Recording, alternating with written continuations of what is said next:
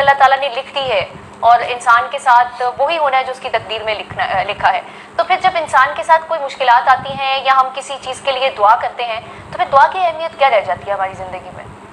پھر ہم دعا نہ سوال بڑا اہم ہے آپ کا. ہاں جی. اس حوالے سے میں اللہ کے کلام ہی سے جو ہے اس چیز کا ایک پروف کے ساتھ جواب.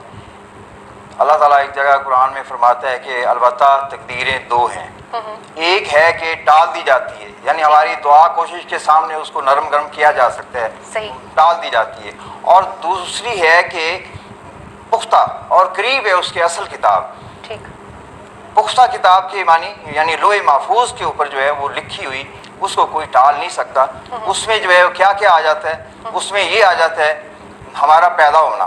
جیسے کہ اکثر لوگ خواہش کرتے ہیں کہ میں کسی اچھے گھرانے میں پیدا ہوتا، یا ایک اجتماعی طور پہ ہم پاکستانی جیسے سوچتے ہیں کہ کسی اچھے ملک میں پیدا ہوتے. نہیں، ہم کو خدا نے ادھر ہی پیدا کرنا تھا، ہم ہو گئے. یہ ہمارے اختیار میں نہیں ہے. ایک تو یہ پختہ تقدیر ہو گئی، اور دوسری یہ ہے کہ وہ شادی جس سے خاندان چلنا ہے وہ بھی اللہ تعالیٰ نے، ہر آدمی مانتا ہے کہ وہ تو پہلے آسمانوں پہ لکھا ہوا ہے، نیچے آپ بہت سارے جو ہے ضد کر کے اپنی لائف کو گنوا بیٹھتے ہیں. نہیں ہوتا، وہی ہے جو اللہ نے لکھا ہوا ہے. ٹھیک ہے. یہ دو. تیسرا یہ ہے کہ زندگی کے وقت کے حساب سے اپ ڈاؤن زندگی کا اور آب و ہوا، یعنی اس شخص نے فلاں عرصے میں زندگی کے کس خطہ میں آب و ہوا وصول کرنا ہے، یہ بھی ایک پختہ تقدیر ہے. 3 ہو گیا. اور چوتھی چیز جو ہے وہ موت ہے.